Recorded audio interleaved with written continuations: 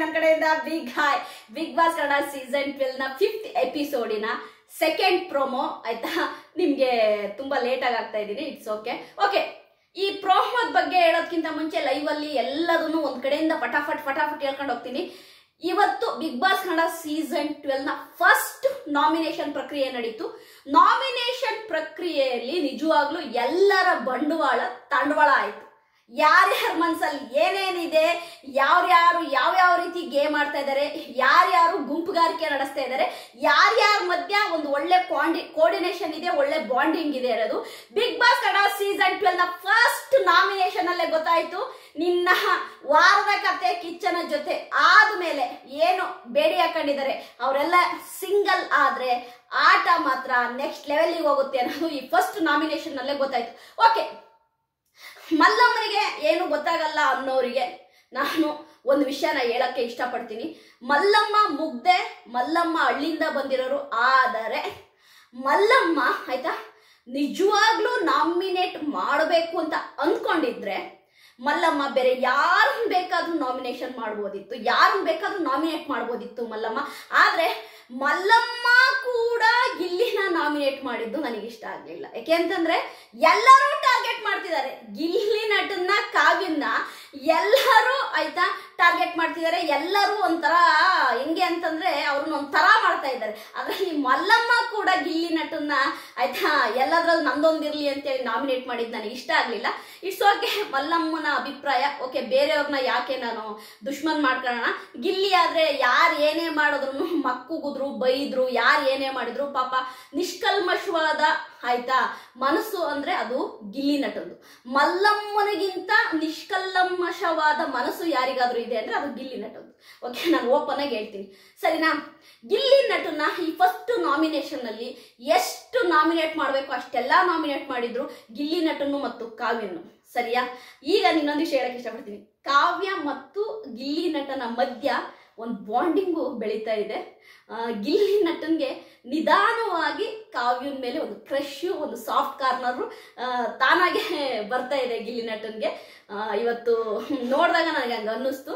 ಗಿಲ್ಲಿ ನಟ ಎಲ್ಲೂ ಕೂಡ ಕಾವ್ಯನ ಬಿಟ್ಕೊಡ್ತಾ ಇಲ್ಲ. ಕಾವ್ಯನ ಮೇಲೆ ಒಂದು ಎಂತ ಹೇಳ್ತಾರಲ್ಲ, ಒಂದು ಸಾಫ್ಟ್ ಕಾರ್ನರ್ ಮತ್ತೆ ಒಂದು ಕ್ರಶ್ ತರ, ಅಂದ್ರೆ ಆ ಸೇಫ್ಟಿ ಅನ್ನೋದು ಕಾವ್ಯನಿಗೆ ನಾನೊಂದು ಸೇಫ್ಟಿ ಆಗಿರ್ಬೇಕು, ನಾನೊಂದು ಆಯ್ತಾ ಕಾವ್ಯಗೆ ಬೆನ್ನೆಲುಬಾಗಿರ್ಬೇಕು ಅನ್ನೋದು ಗಿಲ್ಲಿ ನಟನ್ಗೆ ತಾನಾಗೆ ಮೂಡ್ತಾ ಇದೆ. ಹಾಗಾಗಿ ಇವತ್ತು ಲಿವಿಂಗ್ ಏರಿಯಾದಲ್ಲಿ ಲವ್ ಬಗ್ಗೆ ನಮ್ಮ ಗಿಲ್ಲಿ ನಟ, ಮಲ್ಲಮ್ಮ, ಕಾವ್ಯ 3 ಜನ ಡಿಸ್ಕಸ್ ಮಾಡ್ತಾರೆ. ಮಲ್ಲಮ್ಮನ್ಗೆ ಹೇಳ್ತಾರೆ ನಮ್ಮ ಗಿಲ್ಲಿ ನಟ ಲವ್ ಅಂದ್ರೆ ಹೇಗೆ ಹುಟ್ಟುತ್ತೆ ಏನು ಅದು ಅನ್ನೋದನ್ನ ಕಾವ್ಯನ ಹತ್ರ ಎಕ್ಸ್ಪ್ಲೇನ್ ಮಾಡಿ ಹೇಳ್ತಾರೆ. ನನಗೆ ಯಾಕೋ ಗಿಲ್ಲಿ ನಟ ಕಾವ್ಯ ಈ ಏನ್ ಪೇರಿದೆ, ಇದೇನು ನಾವು ಟಾಮ್ ಅಂಡ್ ಜೆರ್ರಿ ಅಂತಿದ್ವಲ್ಲ, ನಿಜವಾಗ್ಲೂ ಇದು ರಿಯಲ್ ಆಗಿ ಲವ್ ಆಗುವ ಎಲ್ಲ ಲಕ್ಷಣಗಳು ಕಾಣ್ತಾ ಇದೆ. ವೆರಿ ಸೂನ್ ಅದ್ರ ಬಗ್ಗೆನೂ ಕೂಡ ಹೇಳ್ತೀನಿ. Okay, back to the nomination ಅಲ್ಲಿ ನಿಜವಾಗ್ಲೂ ನಾನು ಗಿಲ್ಲಿ ನಟ ಕಾವ್ಯ ಒಂದು ಜೋಡಿ ಸೂಪರ್ ಆದ್ರೆ ಅಂದ್ರೆ ಸ್ಪಾಟಿವ್ ಆಗಿ ತಗೊಳೋದು. ನಾನು ಸೂಪರ್ ಅಂತಂದ್ರೆ ಅವ್ರು ಸೂಪರ್ ಅಂತಲ್ಲ, ಸ್ಪಾಟಿವ್ನೆಸ್.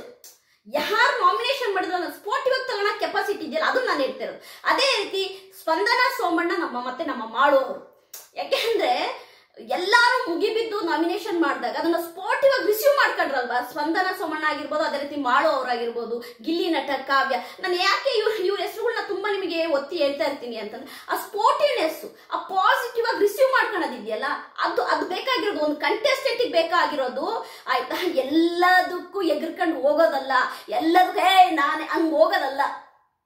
ಬೇಕಾಗಿರೋದು ಕೈಂಡ್ನೆಸ್ ಮತ್ತೆ ಅಕ್ಸೆಪ್ಟೆನ್ಸಿ ಆಯ್ತಾ. ಅಕ್ಸೆಪ್ಟೆನ್ಸಿ ಇದ್ದಾಗ ಈಗ ಯಾರಾದ್ರೂ ನಾನು ನಾಮಿನೇಷನ್ ಮಾಡ್ತಿದ್ದಾರೆ ಅಂತಂದ್ರೆ ಅದನ್ನ ಅಕ್ಸೆಪ್ಟ್ ಮಾಡ್ಕೊಂಡು ಆಯ್ತು ಗುರು ನೀನ್ ನನ್ನ ನಾಮಿನೇಷನ್ ಮಾಡ್ತಿದ್ಯಾ ಸೂಪರ್ ಅನ್ನೋ ಮನೋಭಾವ ಇದೆಯಲ್ಲ. ಯಾಕೆಂದ್ರೆ ಹೋದ್ಸರಿ ನಮ್ಮ ತ್ರಿವಿಕ್ರಮರ್ ಇದ್ದೇ ಮಾಡ್ತಾ ಇದ್ದಿದ್ದು. ಯಾರಾದ್ರೂ ನಾಮಿನೇಟ್ ಬಿಗ್ ಬಾಸ್ ಸೀಸನ್ 11 ಅಲ್ಲಿ ಯಾರಾದ್ರೂ ನಾಮಿನೇಟ್ ಮಾಡಿದ್ರೆ ತ್ರಿವಿಕ್ರಮರ್ನ ಕಾಮ್ ಅಂಡ್ ಕಂಪೋಸ್ ಆಗಿ ರಿಪ್ಲೈ ಮಾಡೋರು ಸುಮ್ಮನೆ ಆಗೋರು. ಅದನ್ನ ದೊಡ್ಡ ವಿಷಯವಾಗಿ ತಗೊಂತ ಇಲ್ಲ. ನೀವ್ ಯಾಕೆ ನಾಮಿನೇಟ್ ಮಾಡ್ತಿದ್ದೀರಾ, ನೀವ್ ಯಾಕೆ ನನ್ನ ನಾಮಿನೇಟ್ ಮಾಡ್ತಿದ್ದೀರಾ ಹಾಗೆ ಅವ್ರು ಆರ್ಗ್ಯೂವೇ ಮಾಡ್ತಿರ್ಲಿಲ್ಲ. ನಿಮ್ಮ ದೃಷ್ಟಿಲಿ ನಾನು ನಾಮಿನೇಟ್ ಮಾಡ್ಬೇಕು ಅನ್ನಿಸ್ತಾ ಇದೆ, ನಿಮಗೆ ರೀಸನ್ ಇದೆ, it's okay, no problem. Same Mokshitha ಕೂಡ ಅಂದ್ರೆ ನಾಮಿನೇಟ್ ನ ಪಾಸಿಟಿವ್ ಆಗಿ ತಗೊಂಡು 10ರಿಂದ 12 ಸರಿ ಆಯ್ತಾ ಪ್ರೇಕ್ಷಕರ ಮುಂದೆ ಹೋಗಿ ಬರೋದಿದೆಯಲ್ಲ, ನಿಜವಾಗ್ಲೂ ಅದು ನೆಕ್ಸ್ಟ್ ಲೆವೆಲ್ ಒಂದು ಪಬ್ಲಿಸಿಟಿ ಕೊಡುತ್ತೆ, ಒಂದು ಪಾಪ್ಯುಲಾರಿಟಿ ಕೊಡುತ್ತೆ. ಅದಕ್ಕೆ ನಾನು ತ್ರಿವಿಕ್ರಮ್ ಅವ್ರ ಹೆಸರನ್ನ ಮತ್ತು ಮೋಕ್ಷಿತಾ ಅವ್ರ ಹೆಸರನ್ನ ಹೇಳ್ತೀನಿ. ಹಂಗೆ ಸ್ಪಂದನಾ ಸೋಮಣ್ಣ ಮತ್ತೆ ಮತ್ತೆ ನಮ್ಮ ಮಾಳು ಅವರು ಕಾವ್ಯ ಮತ್ತು ಗಿಲ್ಲಿ ನಟ ಸ್ಪೋರ್ಟಿವ್ ಆಗಿ ತಗೊಂಡ್ರು. ಅದೇ ರೀತಿ ಧನುಷ್ ಗೌಡನ್ನ ಎಲ್ಲರೂ ಟಾರ್ಗೆಟ್ ಮಾಡ್ದಂಗೆ ಕಾಣ್ತು. ಧನುಷ್ ಗೌಡನ್ನ ಆಯ್ತಾ ಚಂದ್ರಪ್ರಭ ಇರ್ಬೋದು, ಆಯ್ತಾ ಕಾಕ್ರೋಜು ನಮ್ಮ ಸುದಿ ಇರ್ಬೋದು, ಎಲ್ಲಾರು ಆಯ್ತಾ ಒಂಥರ ಟಾರ್ಗೆಟ್ ಮಾಡ್ದಂಗಿತ್ತು. ಸುದಿ ಅವ್ರದ್ದು ಬುದ್ಧಿ ಹೇಗಿದೆ ಅಂತಂದ್ರೆ, ಕಾಕ್ರೋಜ್ ಸುದಿ ಅವರು ಮೋಸ್ಟ್ಲಿ ಆಗಿ ಬಿಗ್ ಬಾಸ್ ಕನ್ನಡ ಸೀಸನ್ 10 ನಮ್ಮ ವಿನಯ್ ಗೌಡ ಆನೆ ಅವ್ರನ್ನ ಸ್ವಲ್ಪ ಅವ್ರು ಕಾಪಿ ಮಾಡ್ತಿದ್ದಾರೆ ಅನ್ಸುತ್ತೆ. Vinay Gowda is one and only masterpiece. Vinay ಗೌಡನ ಕಾಪಿ ಮಾಡಿದ ತಕ್ಷಣನೇ ಕಾಕ್ರೋಚ್ ಸುದಿ ಅವರು ವಿನಯ್ ಗೌಡ ಆಗಲ್ಲ, ಅದನ್ನು ಬರ್ದಿಟ್ಕೊಂಡ್ಬಿಡ್ಲಿ. ಕಾಕ್ರೋಚ್ ಸುದಿ ಅವ್ರು ಕೊಡೋ ರೀಸನ್ ಏನಿದೆ ಅಂದ್ರೆ, ಐ ಆಮ್ ದಿ ಅಲ್ಟಿಮೇಟು ಅನ್ನೋ ರೀತಿ. ವಿನಯ್ ಗೌಡ ಅವ್ರನ್ನ ಆಯ್ತಾ ನೀವು ಕಾಪಿ ಮಾಡ್ಬೋದಷ್ಟೇ, ವಿನಯ್ ಗೌಡ ಅವ್ರು ಕೊಡುವಂತ ರೀಸನ್ ನ ಕಾಕ್ರೋಚ್ ಸುದಿ ಅವರೇ ನಿಮಗೆ ಕೊಡಕ್ಕಾಗಲ್ಲ, ಹಂಗಾಗಿ ಕಾಪಿ ಮಾಡಕ್ ಹೋಗ್ಬೇಡಿ. ಬಟ್ ನಮ್ಮ ಧನುಷ್ ಗೌಡ ಅವ್ರನ್ನು ತುಂಬಾ ಟಾರ್ಗೆಟ್ ಮಾಡಿದ್ರು. ಇಲ್ಲಿ 2 ಟೀಮ್ ಆಗೋಗ್ಬಿಟ್ಟಿದೆ. ಇಲ್ಲಿ ಗೊತ್ತಾಗ್ತಾ ಇದೆ ಯಾರ್ಯಾರ ಟೀಮ್ ಇದೆ, ಯಾರ್ಯಾರ ಟೀಮ್ ಇಲ್ಲ ಅಂತ ಗೊತ್ತಾಗ್ತಾ ಇದೆ. ಬಟ್ ಇಲ್ಲಿ ಎಲ್ಲರ ಟಾರ್ಗೆಟು ಕೂಡ ಇಲ್ಲಿ ಗಿಲ್ಲಿ ನಟ ಅನ್ನೋದು ಎದ್ದು ಕಾಣ್ತಾ ಇದೆ. ಇಟ್ಸ್ ಓಕೆ, ಗಿಲ್ಲಿ ನಟನ್ಗೋಸ್ಕರ ಫ್ಯಾನ್ಸ್ ಇದಾರೆ, ಓಟ್ ಹಾಕ್ತಾರೆ, ಅದೆಲ್ಲದು ಓಕೆ. ಬಟ್ ನಾನು ಹೇಳೋದೇನು ಗೊತ್ತಾ, ಬಿಗ್ ಬಾಸ್ ಮನೆ ಅನ್ನೋದು ನನ್ನ ಪ್ರಕಾರವಾಗಿ ಬಿಗ್ ಬಾಸ್ ಒಳಗಡೆ ನೀವು ಯಾರನ್ನೋ ಟಾರ್ಗೆಟ್ ಮಾಡಿ ಇನ್ಯಾರ ಮೇಲೋ ಕೂಗಾಡಿ ಅರ್ಚಾಡಿ ಬಿಗ್ ಬಾಸ್ ಮನೇಲಿ ಇರೋದಲ್ಲ. ಹೊರಗಡೆ ಹೋಗಿ ವಾಪಸ್ ಬರಬೇಕು, ಪ್ರೇಕ್ಷಕರು ನಿಮ್ಮನ್ನ ಒಪ್ಕೋಬೇಕು, ಹಾಗೆ ನೀವು ಎಲ್ಲರ ಹತ್ರ ನಡ್ಕೋಬೇಕು. ಮಾನವೀಯತೆ, ಹ್ಯುಮ್ಯಾನಿಟಿ ಅದೆಲ್ಲವನ್ನು ಆಯ್ತಾ ತೋರಿಸ್ಬೇಕು. ನೀವು ಗೇಮ್ ಆಡೋ ಜಾಗದಲ್ಲಿ ಗೇಮ್ ಆಡಬೇಕು, ಫೈಟ್ ಮಾಡೋ ಜಾಗದಲ್ಲಿ ಫೈಟ್ ಮಾಡಬೇಕು, ಮತ್ತೆ ಆ ಹ್ಯುಮ್ಯಾನಿಟಿನ ತೋರಿಸ್ಬೇಕು. ಅದು ಒಂದು ರಿಯಲ್ ಕಂಟೆಸ್ಟೆಂಟ್ ಇರಬೇಕಾಗಿರೋದು. ಅದು ನಿಜವಾಗ್ಲೂ ಕೂಡ ಆಯ್ತಾ ನಮ್ಮ ಕಾವ್ಯನ್ಗೆ, ಗಿಲ್ಲಿ ನಟನ್ಗಿದೆ, ಸ್ಪಂದನ್ಗಿದೆ, ಅದೇ ರೀತಿ ಮಾಡುವವರಿಗಿದೆ, ಅದೇ ರೀತಿ ಅಭಿಷೇಕ್ ಮತ್ತು ಅಶ್ವಿನಿ ಅವರು ಕೂಡ ಆಯ್ತಾ ಎಲ್ಲದನ್ನು ಸರಿದೂಗಿಸ್ಕೊಂಡು ಹೋಗ್ತಾ ಇದ್ದಾರೆ. ಅವರು ಹೆಂಗೆ ಅಂತಂದ್ರೆ ಪ್ರೇಮಿಗೆ ಬರ್ತಾ ಇಲ್ಲ. ಪ್ರೇಮಿಗೆ ಬರ್ದೇ ಇರೋಕ್ಕೆ ಕಾರಣ ಏನು ಅಂತಂದ್ರೆ, ಆ ಮಾಡಿರುವಂತಹ ಜೋಡಿ ಏನಿದೆ ಅದು ಆಯ್ತಾ ಮಿಸ್ ಮ್ಯಾಚ್ ಆಗಿದೆ. ಯಾಕೆಂದ್ರೆ ಕಾವ್ಯ ಗಿಲ್ಲಿ ಹೇಗೆ ಇಬ್ರು ಹೊಂದಾಣಿಕೆಯಾಗಿ ಫನ್ ಮಾಡ್ತಾರೆ ಆಯ್ತಾ, ಒಂಥರ ಎಲ್ಲಾ ಅದು ಕಂಟೆಂಟ್ ನಮಗೆ ಕೊಡ್ತಾರೆ. ಅದೇ ಅಶ್ವಿನಿ ಮತ್ತು ಅಭಿಷೇಕ್ ವಿಷಯಕ್ಕೆ ಬಂದ್ರೆ, ಅಭಿಷೇಕ್ ಹೆಚ್ಚು ಆಯ್ತಾ ರಿಷಿಕಾ ಶೆಟ್ಟಿ ಹತ್ರ ಅವರ ಕಾನ್ವರ್ಸೇಷನ್ ಇರುತ್ತೆ, ಅವ್ರ ಜೊತೆ ಫ್ಲರ್ಟ್ ಮಾಡ್ತಾ ಇರ್ತಾರೆ, ಫನ್ ಮಾಡ್ತಾ ಇರ್ತಾರೆ. ಅದೇ ಅಶ್ವಿನಿ ವಿಷಯಕ್ಕೆ ಬಂದ್ರೆ ಮಾಡಲ್ಲ. ಕಾರಣ ಇಷ್ಟೇ, ಅಶ್ವಿನಿಗೆ ಅಭಿಷೇಕ್ ಜೊತೆ ಇರೋಕೆ ಇಷ್ಟ ಇಲ್ಲ. ಯಾಕೆ ಅಂದ್ರೆ ಅಶ್ವಿನಿ ಮತ್ತು ನಮ್ಮ ಧ್ರುವಂತ್ ಅವರು ಜೋಡಿಯಾಗಿ ನಟನೆ ಮಾಡಿದವರು, ಅವರ ಮಧ್ಯೆ ಒಂದು ಬಾಂಡಿಂಗ್ ಇದೆ. ಅವ್ರಿಗೆ ಅದನ್ನ ಬಿಟ್ಕೊಡಕ್ ಇಷ್ಟ ಇಲ್ಲ ಅಶ್ವಿನಿಗೆ. ನೋಡೋಣ ವರದ ಕತೆ ಕಿಚ್ಚನ ಜೊತೆ ಆದ್ಮೇಲೆ ಏನಾದ್ರು ಈ ಜೋಡಿ ಮತ್ತೆ ಬೇರೆಯಾಗಿ ಧ್ರುವಂತು ಮತ್ತು ಅಶ್ವಿನಿ ಜೋಡಿ ಆಗ್ತಾರಂತ ನೋಡೋಣ.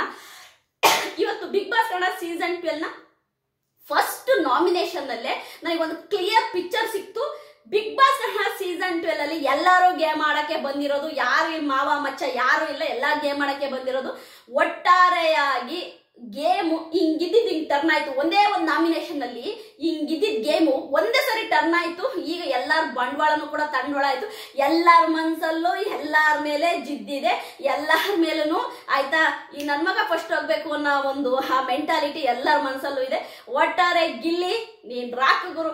ಅದು ಗಿಲ್ಲಿ ನಟೊಂದು ಕಾವ್ಯದು ಏನಾದ್ರು ಲವ್ ಸ್ಟೋರಿ ಸ್ಟಾರ್ಟ್ ಆಗ್ಬಿಟ್ರೆ ಇದೆಯಲ್ಲ ನೆಕ್ಸ್ಟ್ ಲೆವೆಲ್ ಅಲ್ಲಿ ಇರುತ್ತೆ. ಈಗ ಹಾಗೆ ಸುಮ್ಮನೆ ಗಿಲ್ಲಿ ನಟ ಅವರು ಕಾಳಾಗ್ತಿದ್ದಾರೆ ಅನ್ನೋದು ಗೊತ್ತಾಗ್ತಾ ಇದೆ. ಕಾಳ್ ಮೀನ್ಸ್ ನಾನು ಹಂಗೆ ಹೇಳಲ್ಲ, ಅಂದ್ರೆ ಕಾವ್ಯನ ಮೇಲೆ ಒಂದು ಸೆಕ್ಯೂರಿಟಿ ತರ, ಅಂದ್ರೆ ಕಾವ್ಯಕ್ಕೆ ನಾನು ಇರ್ಬೇಕು, ನಾನು ನಿಲ್ಲಬೇಕು ಎಲ್ಲದಕ್ಕೂ ಅನ್ನೋ ಒಂದು ಆಯ್ತಾ ಮನಸ್ಸು ನಮ್ಮ ಗಿಲ್ಲಿ ನಟನ್ಗೆ ಮೂಡಿ ಬರ್ತಾ ಇದೆ. ಅದನ್ನೇ ಹೇಳೋದಲ್ವಾ, ಅಂದ್ರೆ ಒಬ್ರಿಗೊಬ್ರು ನಾವು ಜೊತೆಯಾಗಿರ್ಬೇಕು, ಒಬ್ರಿಗೊಬ್ರು ಸಪೋರ್ಟ್ ಮಾಡ್ಕೋಬೇಕು ಅಂತಿದೆಯಲ್ಲ, ಅದನ್ನೇ ಒಂದು ಬಾಂಡಿಂಗ್, ಒಂದು ಕ್ರಶ್ ಅನ್ನೋದು. ಓಕೆ, ಇವತ್ತಿಂದು ಎಪಿಸೋಡು ನಿಜವಾಗ್ಲೂ ತುಂಬ ಚೆನ್ನಾಗಿರುತ್ತೆ ನೋಡಿ. ಈ ನಾಮಿನೇಷನ್ ಅಲ್ಲೇ ನಿಮಗೆ ಎಲ್ಲರಿಗೂ ಗೊತ್ತಾಗುತ್ತೆ ಯಾರ್ಯಾರ ಬಂಡವಾಳ ಏನೇನು ಅನ್ನೋದು. ನನ್ನ ಈ ವಿಡಿಯೋ ಇಷ್ಟ ಆದರೆ ಲೈಕ್ ಮಾಡಿ, ಸಬ್ಸ್ಕ್ರೈಬ್ ಮಾಡಿ. ಬಾಯ್.